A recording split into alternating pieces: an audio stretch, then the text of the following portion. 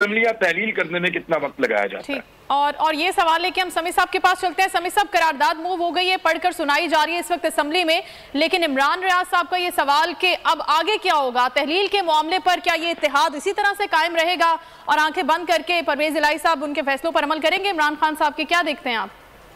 देखें, दो बड़े चैलेंजेस इमरान खान के लिए थे।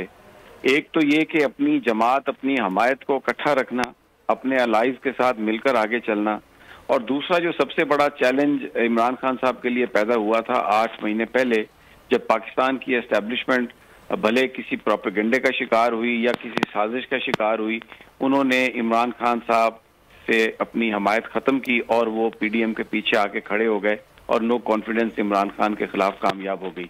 तो ये एक बहुत बड़ा चैलेंज था पाकिस्तान में कि अपने बयानिए को बरकरार रखते हुए किसी तरह का कंप्रोमाइज किए बगैर कोई ऐसा हेडवे हो, कोई ऐसा तरीका हो कि एस्टेब्लिशमेंट, जाहिर है अगर किसी भी मुल्क की एस्टेब्लिशमेंट का साथ ना हो तो इक़्तिदार में आना नामुमकिनात में से चीज़ बन जाती है।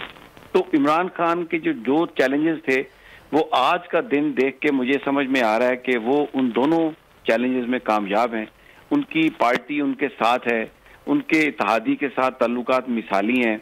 भले बहुत ज्यादा अभी जैसे इमरान भाई कह रहे थे शकूक व शुबहात परवेज इलाही साहब के हवाले से पीटीआई के दिलों में थे या होंगे, लेकिन अभी तक जो अमली सूरत हाल है कि इमरान साहब और परवेज इलाही साहब साथ खड़े हैं। और अगर जो एस्टेब्लिशमेंट की हमायत से जो पीडीएम करना चाहती थी या माजी में करती रही है, इस दफा वो करने में कामयाबी नहीं हुई उसको। ये एक बहुत बड़ा मैसेज है पाकिस्तान में, खास तौर पर पंजाब में सियासतदानों के लिए, क्योंकि कोई आदमी ना अपना पॉलिटिकल कैपिटल ज़ाया करना चाहता है, ना पैसे ज़ाया करना चाहता है। अगर लोगों को ये यकीन हो कि इस जमात में रहकर वो हुकूमत में नहीं आ सकते, तो उसकी फिर नशिस्तें भी लोग समझते हैं, भले वो जीतने की पोजीशन में भी हो तो उस तरफ नहीं जाते।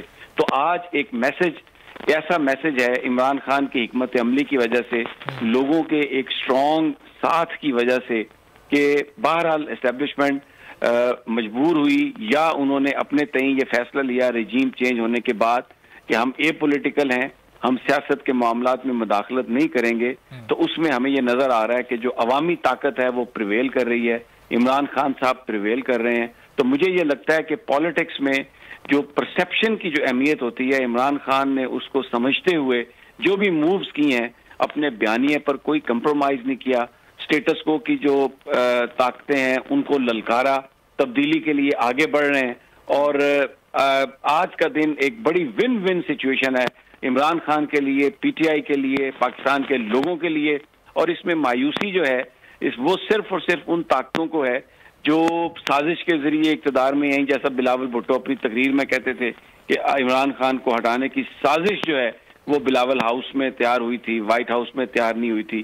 तो अब ये मियां असलम और राजा बशारत ने करारदाद पेश कर दी है, अब इस पर वोटिंग होने वाली है और परवेज इलाही भी ऐवान में मौजूद हैं। पूरे जो लोग हैं वो रिक्वायर्ड जो तादाद है वो मौजूद है।